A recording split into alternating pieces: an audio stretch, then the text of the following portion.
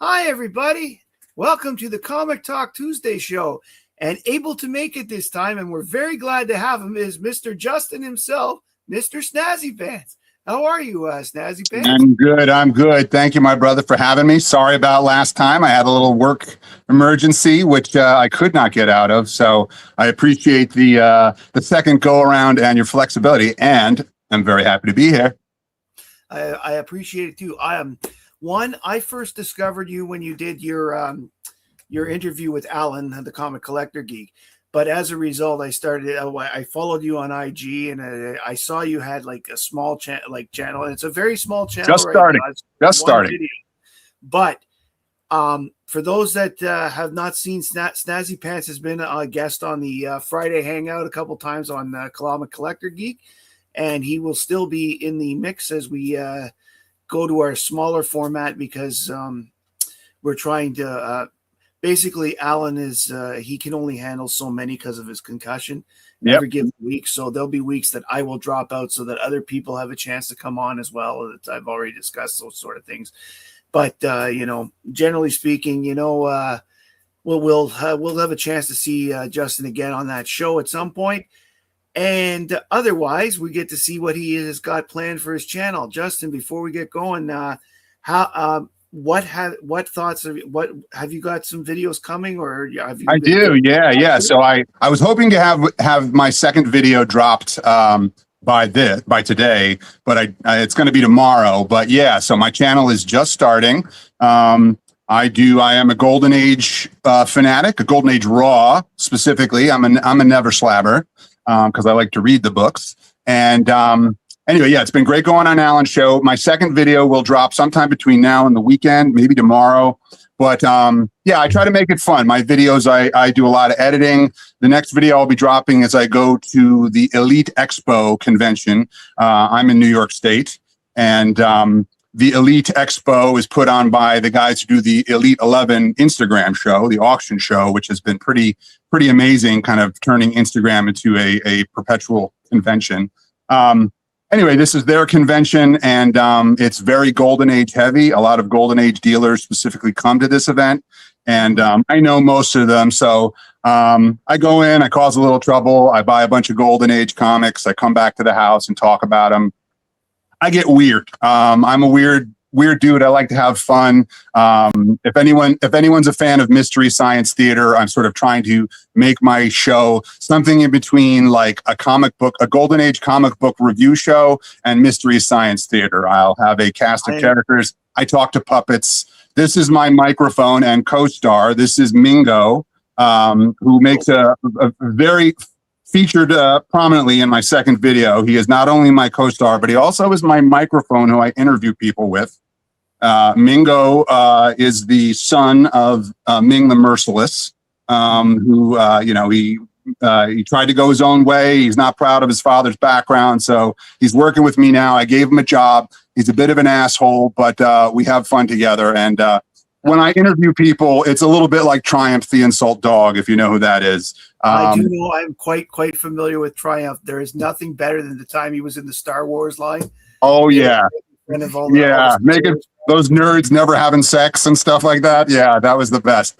So that's a lot of like what I do with Mingo. I let him do the talking. He's kind of an asshole, and he's my buddy, and we hang out. So it's a weird show, but you'll see. I have fun, and again, I do a lot of clips and a lot of editing. And anyway, the second video will drop. Snazzypants 13.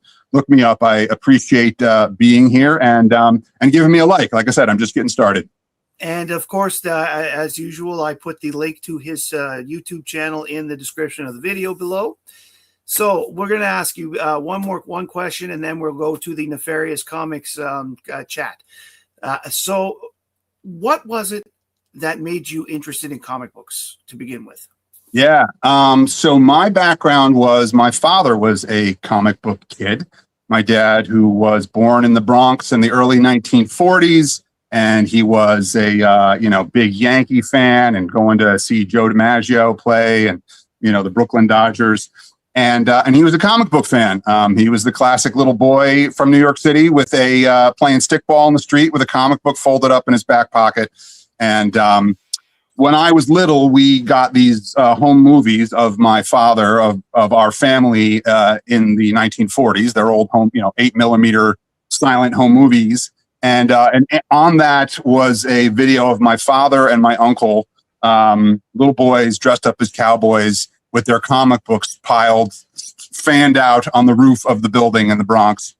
And so it was just always a part of my life. My dad had a comic book collection when he was little, which most of that got destroyed. One issue survived from his original collection, which I have. I showed it on Alan's show. I don't have it prepared here, but it's an old Captain Midnight comic that, a very non-key issue, but it's super special to me because it's the one book that survived from my father's youth. And it was incredibly special to my dad, kind of lived in his special drawer of stuff. And I inherited it when he passed away. So anyway, he was a comic guy. So I grew up with that. My dad was also an inker for Marvel Comics for a little while, a ghost inker. He did 4 issues of X-Men in the 90s with John Romita Jr.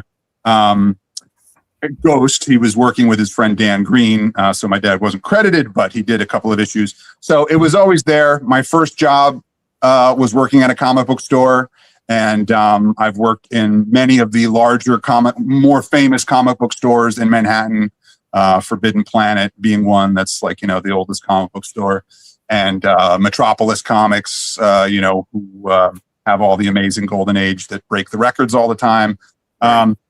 So it's been in my blood the whole time, and I've just always loved collecting, and Golden Age is my passion now. I brought a bunch of books. I mixed it up because I didn't want to just do Golden Age, because I know this is not just a Golden Age show. So I mixed it up today, which is a little fun. I do collect some modern stuff too, but not as much. I'm more about digging backwards. Very cool. Yeah. Awesome. So let's say hi to everybody who's joined us tonight in the Nefarious Comics chat. We've got Mr. Still First, Kay Munin. Still first. And he's even saying, in case my earlier comments are deleted, I'm first. First and second. Yeah. The Longest Cosplay is good to see you. I'm happy to have you hanging out with us. We've got Jeff Jack at 4 Color Flophouse. I'm glad to hear you're wearing pants, but I mean, we don't really know, but we're cool with that. Yeah, in my idea is whatever you feel like wearing, you go ahead and do it.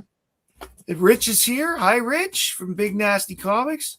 Great. That was a lot of fun on July 4th, your live show where everybody was hanging out. It was cool to join you briefly and to listen to everybody else and see the comics that were shown. We've got Ronnie from Veronica Tot Comics. How are you doing? Great to have you here. John Harrison is here. Always good to see John. Rob Saint, happy Tuesday to you. I'm happy that you're, as always, that see everybody come by. And Nate from Hollywood Comics. If you're not doing anything after this show, go check out Nate on his channel on his 8 o'clock show with all his comic hangout people. Maybe we'll get lucky this week and Johnny will trash a DC book for us. All right. Comic Mike is here. Good to see you, Mike. Kenny Numbers is here. Hi, Kenny. Kenny's going to be on the show, I believe, next week. Kenny's my guest next week. I hope he's still going to. I hope everything's I'll let you know how it goes, Kenny. I'll let you know if it's worth it, really. And let's see. We've got conversations. Mark's Issues with Archie Comics is here. Good to see you, Mark. There may have been a nomination gone your way. Lau's here. Good to see you, Lau. Lau has funded his comic. He's already passed his goal, but that doesn't mean you shouldn't still be checking out his Kickstarter. It's looking like a good one. Raf is here, all the way from Toronto. Raf Retro, good to see you. All the way from Denmark. Core, how are you? Glad that you made it. And Who Dat Comics is here. How are you? Good. I hope you're back home safely from your trip up in Alaska. Did I catch Turtwig? Hi, Turtwig. Good to see you here. Lyle's here. Hi, Lyle. Big liar. Thomas is here. Good to see you, Thomas. How are you, boyo? You have been making some really amazing gains lately. If you haven't checked it out, check out Thomas's channel. He's gotten a lot of great Silver Age lately. If you're agreed. He's upped his posting status. Yeah. And that's everybody that's here so far. So, Justin, you've gotten interested in comic books. Now, what made you decide to focus on Golden Age? I mean, I think my father was a big influence on that. You know, again, he was of the Golden Age. And so I think I was the, collecting the books that he collected at first. For me, I had sort of the comic lover's dream happen more than once. So my very first job, I was working at my local LCS, which is, now that I live in upstate New York again, is once again my local LCS. October Country Comics, which has been around since 1979, I believe. So they're like one of the oldest in New York State. Anyway, I was working in the shop. I was by myself, and a elderly woman came in with a long, strange, flat box of comics that she didn't know what they were. She didn't really care. She was leaving her house and needed to get rid of the comics, so she dumped them on us. She didn't want any money for them. She just was like, I don't know what they are. They're a bunch of old, smelly books. They're comics. Maybe you guys can do something with them. So here. And, I was a, 16-year-old boy at the time. And so I took the box of comics and opened it up. And it was all these amazing Golden Age books. They were all in really, really crappy condition. None of them in great shape. But for 16-year-old Justin, who barely had any Silver Age comics, honestly, at that time, why'd that light go out? To suddenly have a box in front of me of these Golden Age books that, there was a Marvel mystery in this box, which again was not in good shape. It had a big corner tear out of it, but still, for myself to have smelly, dirty books, to have an issue of Marvel Mystery Comics in front of me. And this is before the internet, of course, so it was not easy to see these books or find these books. So I gladly took the box of comics home, because I think the woman wanted me to have them, honestly, is what I was taking away from the situation. But I got them home, and again, it was about 40 books, and I just loved the hell out of them. Some of them were coverless. Some of them were just covers with no books. But it was just so amazing to me to have Golden Age books. Very cool. And so that was the first, and the second real quick one was a similar story. A few years later, I went to a yard sale with my mother, and same sort of deal. It was an elderly family who had just a big stack of these smelly old things under a bunch of magazines and other things. And I saw that there were Golden Age comics. And I, basically grabbed my mom's shirt sleeve and was like begging her to let me buy. The whole stack was something like $30, which of course was a lot of money to me then. And but I think she let me have something like $20. And so I got to pick most of the stack. And these books were cooler. These books were in better shape. They were, sort of a mixed bag of stuff. There were some old Superman comics in there, which was super exciting. And so anyway, I got sort of a lucky dose of Golden Age comics at a young age, and then that just set me going. Once I moved to the city, I got a job working at Forbidden Planet, and then from there I moved to Metropolis, and Metropolis is like, the mecca for Golden Age stuff. Yeah, that'd probably be the first place I'd head if I ever end up in New York. Yeah, I mean, it is incredible. Madison Square Garden second. Yeah. I was there when I was there, which was in the early 2000s. They're not in the location that they're in now, but they have a back room that actually Vinny Zerzolo posted recently a video, a room tour of their new setup, which is equally as impressive. But it's basically, I liken it to the Indiana Jones warehouse at the end of the movie, where it's just this huge warehouse with like 12-foot high, just long boxes and, a ladder on wheels, so you can get stuff. And they have a vault within this room of all the like super grails, the multiple Marvel Mystery #1s and you know, Very cool. Action Comics #1s. They're the guys who always break the world records with the, you know, the highest selling Golden Age stuff. So I got a real education there. That was sort of where I learned Golden Age business and the reselling and who's who. And, you know, I learned a lot from those guys. So here we are. Now it's become a literal obsession. I can't stop it. You know, I literally have my walls covered. My wife has been amazing. This is actually the corner of our living room, believe it or not, because my comic room. My comic room is the corner of the big basement room. Like well, you're lucky. You have the basements. My couch and family room is right within view here. So my wife has been amazing because my comic room is not good to go. So this is my comic corner. But it's my life. I love it. And that's why I've decided to start doing the YouTube stuff, because it's just, you know, I'm a weirdo and I've got these cool books and, you know, Matt likes comics. Well, you know what? So do I. Awesome. So just before we'll get into showing your books after the next question. I wanted to ask, what are your favorite genre of books that, like, for Golden Age? I mean, some people, like, for example, Alan will buy Good Girl and horror before anything else. For example, I would buy superhero, that kind of thing. Mine is science fiction. I love, you know, Planet Comics. Remember, I've got Planet Comics over there. Planet Comics is like, if I could complete a run. I know Alan's big into completing runs. It would definitely be Planet Comics. I like, you know, the Fiction House books.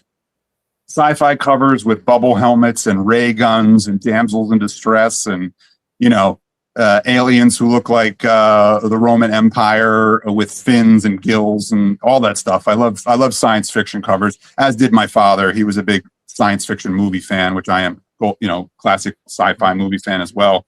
So yeah, those are my real passions. Again, if I could do a full Planet Comics run, I would love that. Awesome. So let's make a bit of this. Yeah, I can imagine. Let's make it big, and I'll chime in with questions and comments as they come from the Nefarious chat. And make me big. All right, there you go. Electrock. You know Electrock, right? Well, I thought it was Inuchuk, but yes. Well, yeah, but maybe in the American Super Friends they turned it to Electrock for some reason. I don't know. Anyway. It's great to be here. It's great to be big on the show. And let me show you a couple of cool books. Again, I didn't do just the Golden Age because I didn't, I want to mix it up and stuff. And so I'm actually going to start with, and this is very random, my favorite DC comic of all time. And this is only because of where it fell into my life. And it's just a great story. It's actually Justice League number 200. Justice League 200. I believe that was the first George Perez cover as well. Correct. And it's you can't see here, but it's an amazing wraparound cover. It is a great wraparound cover. Yeah. March 1982, Jerry Conway writer, Perez cover art and interior. It's a 72-page spectacular. Dick Dillon died just before this, if I remember correctly. Eh? Say that again? I think Dick Dillon died just before this issue. Yeah, I think you're right. Just before. Yeah, I think you're right. Anyway, the story is a league divided, and for people who haven't read it, it's just literally a 72-page battle between the Justice League. They're forced to fight each other, and it gets brutal. It's a really good fight. And this is like, you know, I feel like George Perez later got known for this stuff. Like he did the JLA Avengers stuff. But this book is just, again, it's just sort of a random book. You know, this book isn't worth terribly that much or whatever, but it's just George Perez in his prime. You know, sort of that Teen Titans era of George Perez when he was in the upper echelon of, like, my big three were, you know, George Perez, John Byrne, and Frank Miller. I'm a little bit of a Marvel guy also. So, but this issue is just such a battle issue, and it's such a page turner. I highly recommend going and get this book. If you're a George Perez fan or Justice League fan, literally cover to cover is just all battle, and people get messed up. And I love that. I was amazed that Perez took that on, considering he was right in the middle of his new Teen Titans run at the time. Yeah, I mean, it was huge, and like, yeah, what a challenge to, like, have to draw suddenly, like, all of these heroes and do them all justice. And he knocks it out of the park. He does. George Perez's best is always crowd work. He's always really good. The more heroes, the better he seems to be. Agreed. Yeah, his like I said, his Teen Titans stuff was like breaking to me. Like it was again, I was reading John Byrne X-Men, George Perez Teen Titans, and Frank Miller Daredevil were my three big ones.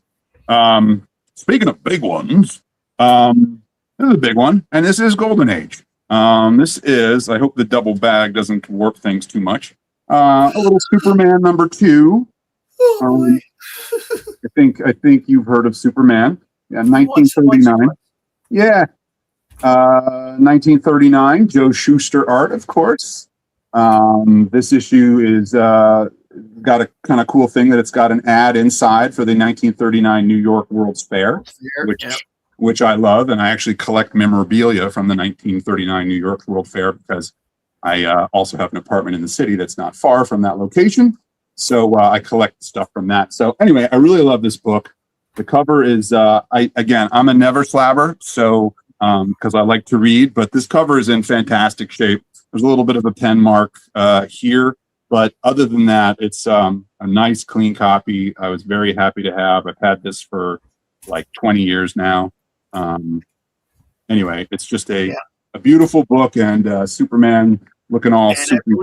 I believe that reprints the Superman stories from Action Comics 5 to 8. If I remember correctly. Yes, you're correct. Yeah. Very good. You know you're Superman. I concentrated on it for a good 7 years. I know. Just on Superman when I first I watched your show. I feel like not many people know Superman factoids like you do. It's always incredibly impressive when I see you go toe to toe with Collecto 6. So let's jump to the modern. Let's go totally the opposite direction. But I love this book because one of the things that I collect of the new stuff is the stuff that is homage covers and stuff that is very Golden Age like. Those are most of what I collect now, is if the cover looks like a cool Golden Age book to me. And this is Detective Comics 1000, and it's the Steve Rude variant cover. Very cool. Yeah, March 2019. And this is just so Golden Age. It's an homage to Detective Comics 31 and 32. But gosh, it's just so Golden Age and yet also so modern. It's really like a nice combo of both. This Batman, and sorry for the shadow, is very, again, Golden Age, but also has a modern look to it, sort of Bruce Timm-ish a little bit. And then these guys, these like clan members. One of the things I love, and I comment on one of my other my one video that I've posted, is that I love in the Golden Age when the bad guys are like just this like cult of thugs. You know, it's not Nazis. It's just like a cult of thugs who like to like burn people or like torture them and put them in a shredding machine. You know, it's like you don't really know what these guys are about or anything. All is that they're hurting this woman and the superheroes got to come and save. And there's just so many like Schomburg covers where it's this like yellow clan of wizards and stuff. Anyway. And of course, yes, that's cool. It's cool that you showed Detective 1000 because later this month, and I think it's 2 weeks, is Action Comics 1100. So right, it's huge. Going to be a big one. That's going to be a huge. Okay, zigzagging back to the Golden Age era. Is another book I'm sure you're a little familiar with, and it's Superboy #1. Holy crap, man! Yes, Superboy #1. What was it like when you were a boy, Superman? Well, let me bend back this 1949 comic and show I know. You. I mean, can you imagine how much more this book would be worth if Superboy wasn't bending the cover here on every issue? If you had the one comic that wasn't bent, it would be like the grand. That would be a 10 or a 9.9 anyway. But I love it. April 1949, Wayne Boring cover. I think this was a few years, like he debuted in More Fun Comics 101. Yes. And then I think this was like a few years later, but this was like the first new title that DC put out after the war. He was in More Comics for 8 issues, and then he flipped over to Adventure Comics with issue 103, I believe. Okay, right. with Aquaman and Green Arrow. The three of them all left at the same time because more fun went to Funny Animal. Right. That's right. So, that's where it lost me when it went to Funny Animals. But yes, Superboy, of course, was the fourth character to get his own book. Like well, I couldn't say the fourth per se but he's the fourth. He was the fourth book that made it past the fourth separate book that made it past when the superheroes died in the early 50s. Yeah, it was like the first title to flourish after the war. I mean, in the 50s, Superman was in 6 books. Yeah. Seven was Justice League of America came along in 1960. So he managed to survive. So it's amazing. Yeah, it's a great book. It's in good shape. I love yellow Golden Age covers. That's another funny, weird thing I have is that I love yellow covers. I love the Golden Age because they just like the covers were simpler. You know, it was like a spotlight cover or like a yellow background. You don't see it now with all the, graphic and, the images are incredible, but very rarely do you just see like a simple cover like this. So, and I also like that it just says here, the signature on it just says Freddy. So you got it from the Fred collection. That's right. Yeah, maybe Freddy Krueger was a comic collector.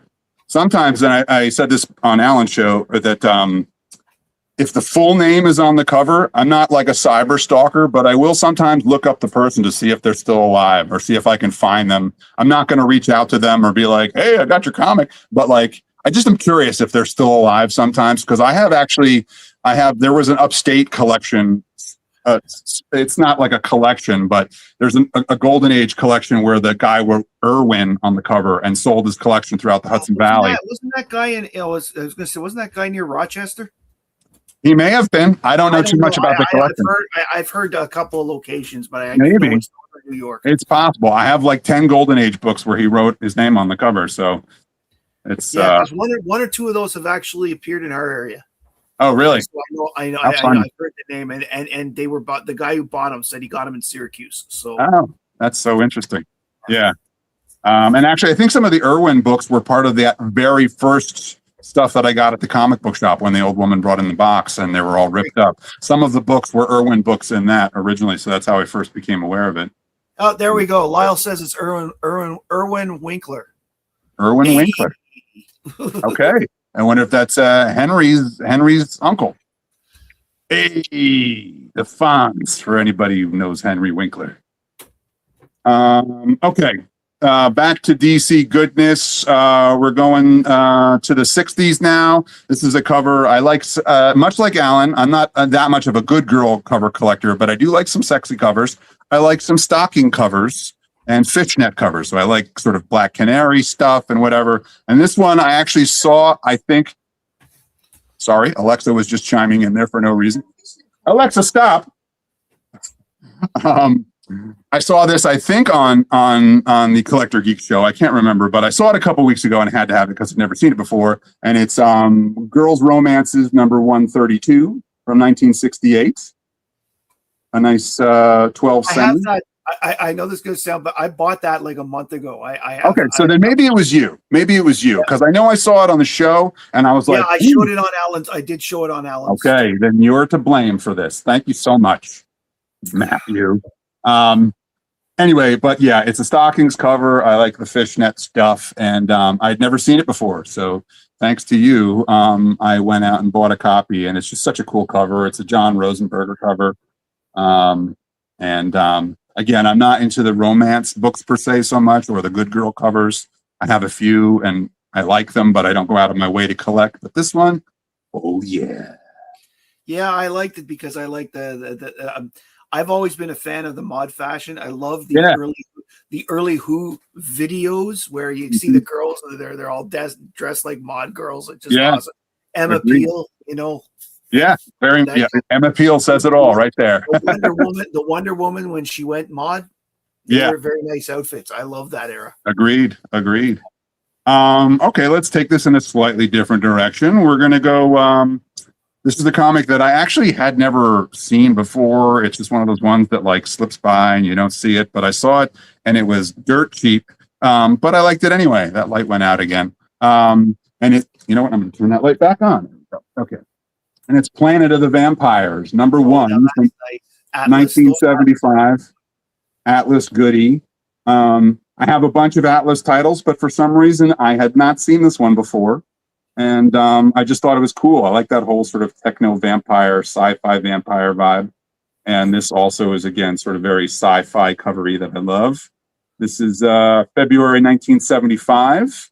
Pat Broderick art and Neil Adams inks, which I thought was kind of very cool. Well, that's interesting. It's usually Neil does pencils. If he's that's amazing. Yeah, it's only ran for 3 issues. This is the only one I have, and this was like in a $1 bin. And so I just was like, cool. Like I said, I like some Atlas books. I only just bought my first Atlas book from that Atlas era about 6 months ago. What'd you get? Do you remember? 3 or 4 Iron Jaws. Oh, nice. Iron Jaw.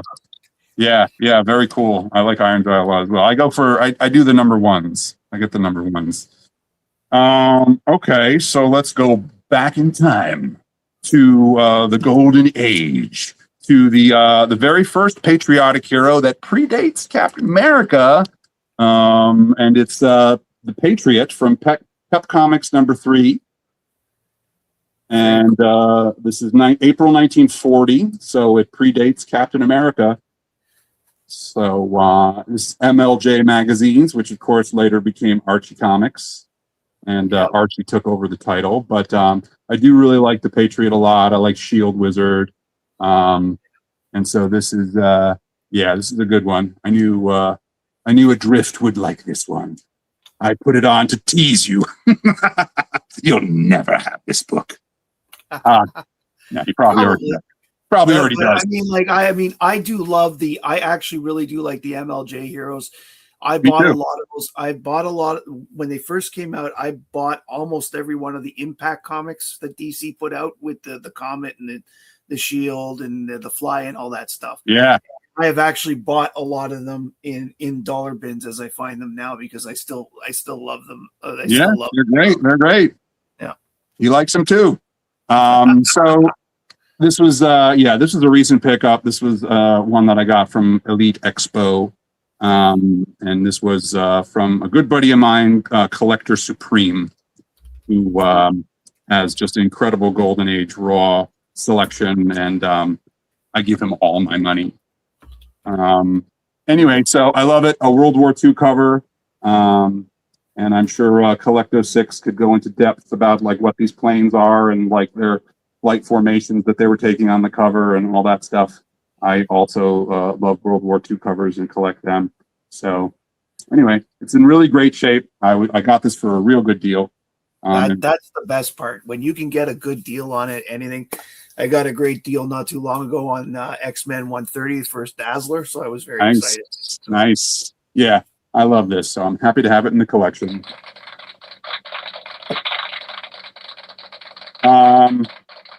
Okay, so let's take this. You had asked about this. This one I actually don't have very much information because it was given to me in a bundle deal as a freebie that just arrived today.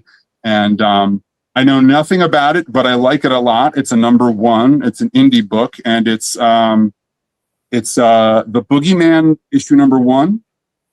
Oh, very cool. That looks really neat. Yeah, I mean, I've literally never seen the book, and it was just a freebie with a little post-it note that said, here, enjoy.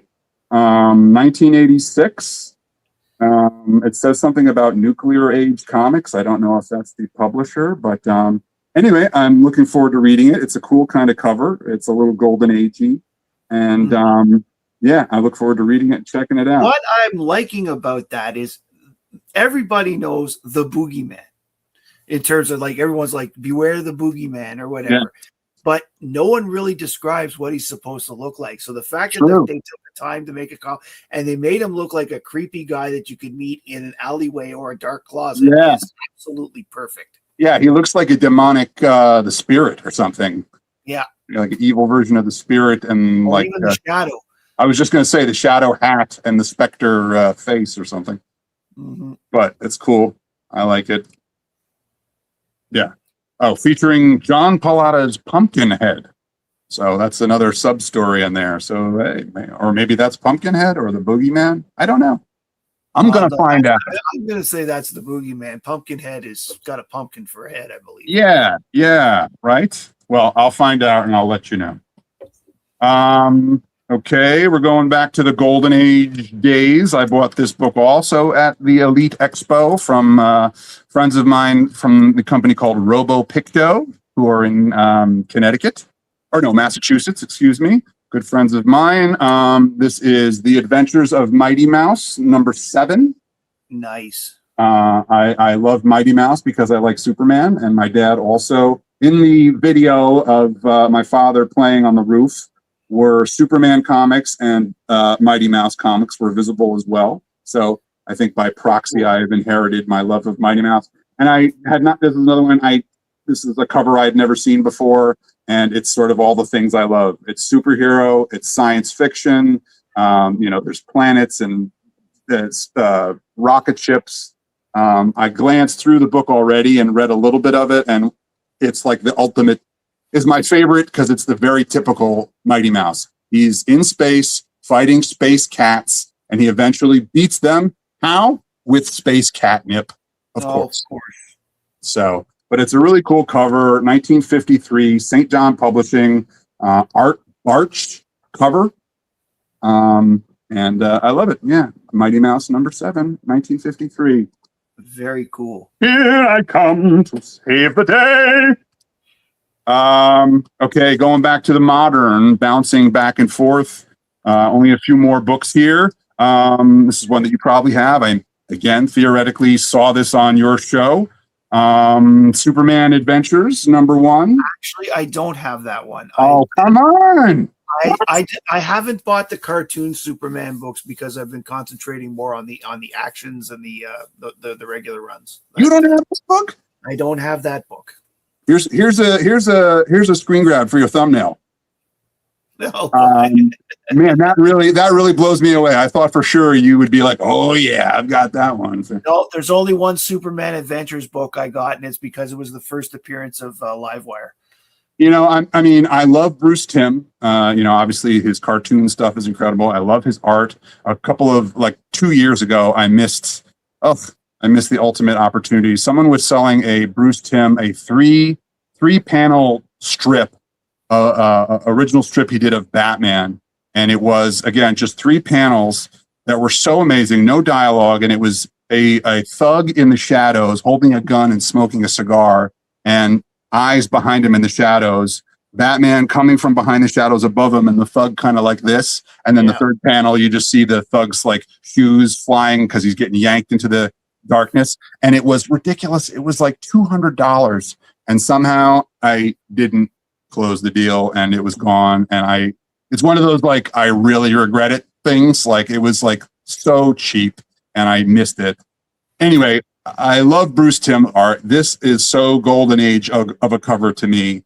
It's crazy. I know he did that sort of as an homage. Bruce Timm cover, Terry Austin inks. Terry Austin's my favorite inker from his X-Men years. And he gave Bruce Timm a hand here. And obviously this is based on the animated series, but it's just such a classic Superman. Just a beautiful cover, simple, and Soupy doing what he does best. Yes, I know. Playing catching bullets. Yeah. Bullet magnet. Yeah. Yes. But you should get this. I mean, even if you don't collect the series. Well, you know what? It's the type of thing that maybe if I see it in a dollar bin, I'll grab it.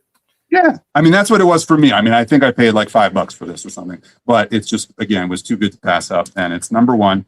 So must have. Okay. 3 more here. This book is another that literally came today, also from my friend Collector Supreme. This one is like a sort of a grail for me because I've had the poster since for 20 years. I don't even remember how I got the poster. It was just a random All-American Comics poster that I got somehow, but because I had it since my 20s, I was determined to get the book, and it's very hard to find, as Alan knows very well, very hard to find some of these at an affordable price. I get priced out very quickly. I'm not a whale or a baller, so my income is and I get priced out of these heritage auctions all the time. I try, but This one was an affordable copy because it's a little rough, but I was super happy to have it. It's All American Comics number 24. Oh, beautiful. What and beautiful. March 1941. This is actually technically the first appearance of Dr. Midnight. There is a full-page promo teaser for for issue 25, which is the first story where he actually sort of really appears. But, you know, depending on how you look at it, the full-page teaser is technically his first appearance. So I'm going with that story. It's a cover by Erwin Hazen. And again, I have a poster that was signed by him that I don't remember how I got, but it was of this, and I really love the old Green Lantern. I mean, that costume is just, who would ever partner like purple and red and yellow and green and think that is something that I have always questioned about. Like when I first saw the first time I ever saw that Green Lantern myself was when I was a kid, and my dad bought the oversized Sensation Comics 1, and Green Lantern was in an ad inside it with the Flash. And all I could think of is, okay, he's called Green Lantern, but that's not the Green Lantern I knew. That is how I discovered that there were different versions of characters. Interesting. So and it piqued my interest. And then when I really saw the outfit, like I'm like thinking, who the hell designed this? Somebody who was colorblind or just. But it works. I mean, like I absolutely love it. I mean, I know it's, you know, color. People who know colors know it's the blending of the eggplant purple and dark green. But it is just, again, it's just a weird combo. But that's what I love about DC Golden Age is what everybody says is the colors. It's bright. It's fun. Yeah. You know, costumes are superhero like. You know, nowadays when like all the costumes are like leather, and like when they briefly had the X-Men all wearing black leather, I was like, what is this? Like, I hate this. But this is just a great cover, and it's just so classic Golden Age DC. I mean, it's like one of those simple covers where, again, it's a sun spotlight cover, red background, and like it's Green Lantern fighting some gringos. You know, it's like Green Lantern's not fighting it's not like today where it's like some world-ending event. This is him fighting a couple of gringos who like did somebody wrong, and he's gonna kick their butts. But 1941 March, Green Lantern story by Bill Finger and Martin Nodell. Yes, Martin Nodell was Bill Finger, and Martin Nodell were the ones that came up with the character, and Nodell is credited with coming up with the costume. Yep. And I think that Bill Finger actually said, let's make his cape purple because purple cape would look better in the darkness. But yeah, I don't know. I'm glad he did, though. It works. It works for me. It's fabulous. Okay, here's a weird one. Let's have a goof, shall we? Yes, let's. This one is another one that like I'd never seen before. I found it in a dollar bin at like, I don't even remember, like the mobile gas station or something. It was like so cheap. It was literally like a quarter and not worth anything. I just think it's funny and goofy and stupid. It's the Marvel Fun and Games Puzzles magazine, issue number 1. I haven't seen that in years. Wow. Yeah, it's just so weird. 1979, Owen McCarron art. I don't even know who Owen McCarron is, honestly. And the thing that I love about this, which is so stupid, but I've never seen before, is Iron Man is smiling through the metal mask. He's got a smile on his face. Again, I can't. Usually the mouthpiece isn't made big enough to see anything behind it. So that's Oh no, he's the metal mask is smiling. So that was why I had to have it, because I'm a smiling metal mask collector. No, just joking. But it was just so stupid, and it just reminds me of one of these like cheap things that they would like give out at the doctor's office or like at an airport or something like that, where it's just like something to keep the kids occupied. I'd never seen it before, and I'm happy to have this goofy little book. Everybody's smiling. Happy Wolverine. Hey. The cover is? Do you know who did the cover? Yeah, it's Owen McCarron. It's this, which again, I'm not familiar with the name. I don't know who it is. That's the first time I think I've heard that name. Yeah, I didn't bother Googling them to see if they've done other work. And this is like a weird, a weird release. It's not like a normal thing. Again, I think this was some kind of giveaway. It's a 50 cent from 1979. Again, it was like a nickel, so I had to have it. And then finally, I also got this for a nickel at a dollar bin, and it surprised me because I didn't think I would get it for so cheap. But it's More Fun Comics number 41, which I could not believe that I got for a nickel. Actually, I'm lying. I didn't get it for a nickel at all. Yeah, I got it for about 50. Be a heart attack of like a nickel. Yeah. No, I got this for about 20,000 nickels. No, it was I've had this for about 20 years. This is actually one of my favorite DC Golden Age covers of all time. I'm a huge Dr. Fate fan. Talk about weird and wacky costumes and how they work. Dr. Fate stories from back then were fun. Awesome. Really great books. So interesting because it seemed like every third issue or so he was fighting Wotan for one reason or another. But he had a big bad. Some of these guys, like Starman, for example, I don't think he fought the same guy twice. Yeah, right. Yeah, well, he was a repeat offender with Dr. Fate. Yeah, and then the other one being Ian Carcold, who made a big splash later in the All-Star Squadron when they finally explained why they're all why they were able to age so well. Yeah, right. Somehow they preserved themselves. Yeah.